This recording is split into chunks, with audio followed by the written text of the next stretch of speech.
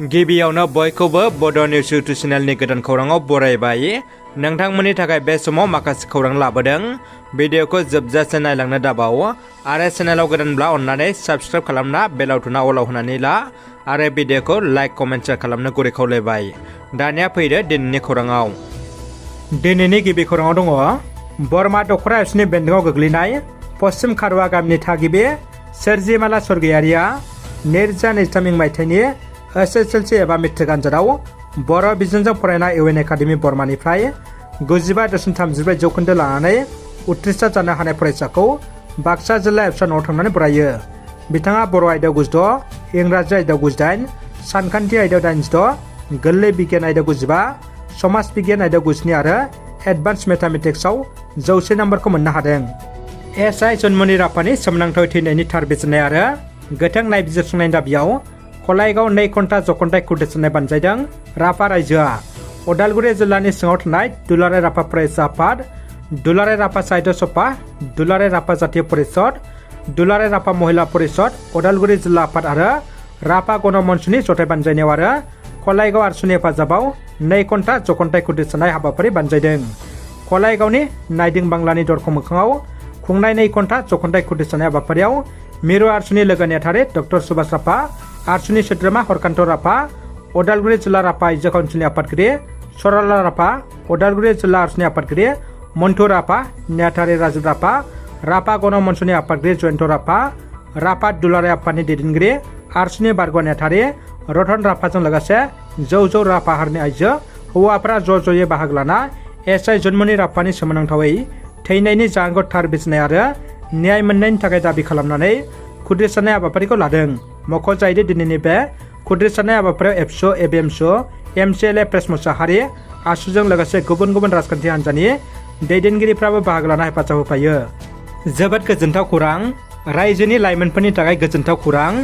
Doctor Hemant Biswa Sharma दैदेननाय Assam सरकारा लेखा गोरों बेखार लाइमोनफोरनि थाखाय गोजोनथाव खौरां फोसावदों।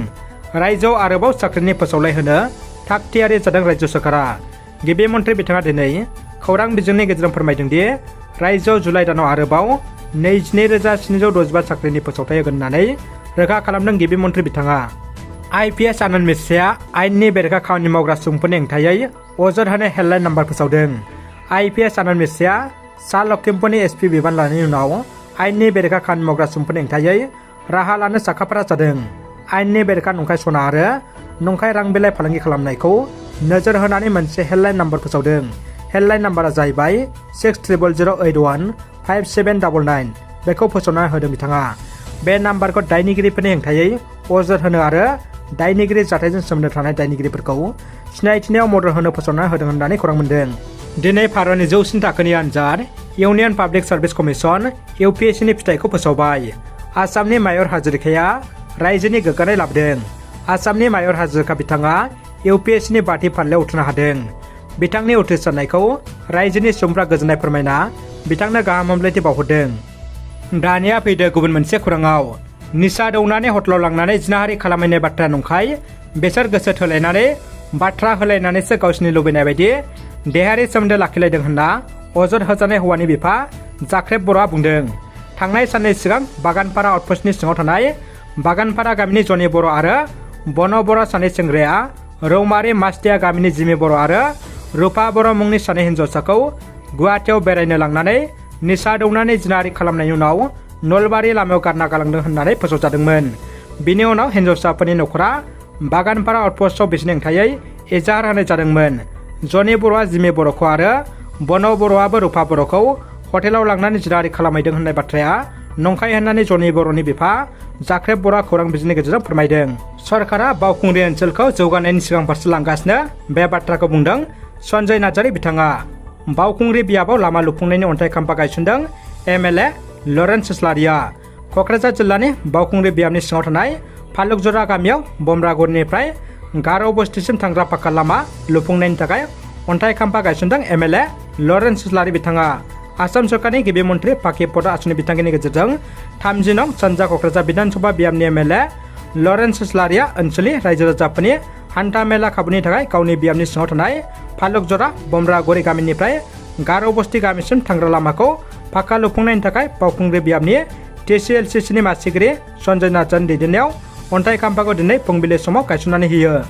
गोजोनथाव खौरां, चिरां जिल्लानि सिङाव थानाय 2 नं आमगुरि गामिनि थागिबि बिफा थबगां औवारिया आरो बिमा सनेश्वरी नार्जारिनि फिसाज्ला सुशान्त औवारिया गेवलां गोजौ फरायसालि रनसायदामाव फरायनानै 22 मे खालि फोसावजानाय मेट्रिक आनजादनि फिथाइयाव गासै 555 नम्बर लाखिनानै 92.5 जौखोन्दो मोननो हादों।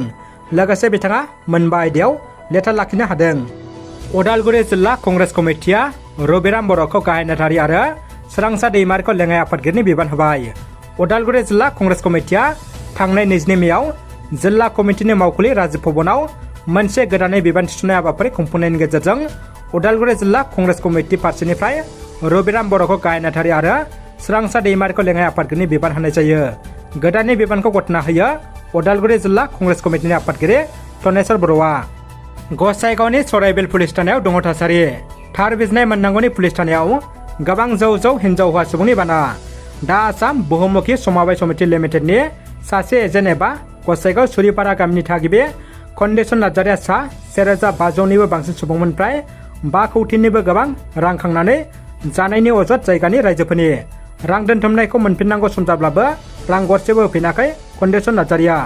मावख'आ बन्द जाबाय, सोरखारा बन्द खालामबाय बायदि बायदि बुंनानै रेकारिं दोनग्रा सुबुंफोरनो दिनैसिम गरसेबो रां होफिनैनि अजद दैखांदों रायजोफ्रा। लोगोसे खन्देसन नार्जारिया सराइबिल पुलिस थानानि गाहाय राजेन्द्र दासनो 1.5 लाख रांखौ सोनानै खुगा मथनानै दोनदों होननानै अजद खालामदों रायजोफ्रा। थाबैनो सराइबिल पुलिस थानानि बिबानगिरि राजेन्द्र दासखौ सासपेन्ड खालामनो सरकारनिसिम रायजो राजाफ्रा दाबि खालामदों। रायजो राजाफोरनिसिम गोनांथार फोसावनाय। चिरां जिल्लानि सिङाव थानाय बिजनी बर' बाजाराव आयुर्वेदिक थेरापि एन्ड यगा सेन्टारखौ गासिबो सुबुंनि मोजांनि थाखाय गायसननाय जादों। बेनिखायनो सोरनिबा देहाया सानाय सुनायजों भुगिना दंब्ला फाहामथाय लाफैनो हागोन आरो गाहाम सावस्रि सुबुङाबो गावनि देहाखौ मोजां रिलेक्स खालामनाबो लानो हागोन। बेफोरनि अनगायैबो सिं सानाय, हान्थु सानाय, मिजौनाय, मोदोम सानाय, जरा सानाय, गोदना सानाय, पेरालाइसिस आरो खर' सानाय, जिनजिन मोननाय बायदि बायदि गोबां प्रब्लेम गोनां सुबुंफ्रा फाहामथाय लाफैनो हागोन। सोरबाफोर बिथांमोना बेफोरबायदि प्रब्लेम दंब्ला सावगारियाव होनाय जानबुं नम्बराव खौरां लाहरनो हागोन। दानिया फैदो जोबथा खौराङाव। बाक्सानि दुमनुनि फोरोंगिरि दुलु कलितानि फिन खौरांगिरि मेल। दुलु कलितानि हिन्जाव दुदुमनि कलिता दासआ पिएचडिसिनि चेयारमेन जानायनि थाखाय सरकारि न'नि मुङाव फैसा लानायाव आखाइ दंफायो होनना अजद दैखांदोंमोन फोरोंगिरि दुलु कलितानि सायाव। न' मोनगिरिफोरनिफ्राय फैसा लादों होनना फोरोंगिरिनि मुंजों बानसावजानायनि उनाव सिमला थानायाव सानै न' मोनगिरिफोरनि बेरेखायै एजाहार होनाय जादोंमोन। पुलिसआ एजाहारनि उनावनो सानै न' मोनगिरिखौ हमना लाबोनायनि उनाव एजाहार होगिरि दुलु कलिताया थानासिम नुजाहैनानै हमना लाबोजानाय सानै न' मोनगिरिखौ बुजायहैयो। न' मोनगिरिफ्रा रायजोजों लोगोसे पुलिसनि सिगाङाव सरकारनि न'नि मुङाव दुलु कलिताया फैसा लायाखै होनना रोखायै बुंथिना होयो। फोरोंगिरि दुलु कलिताया खौरांगिरि मेलाव बुंनाय बायदिब्ला माखासे सैतान सुबुंफोरनि नारसिननायाव न' मोनगिरि सानै सुबुङा दुलु कलितानि सायाव बेरेखा बिबुंथि होदोंमोन।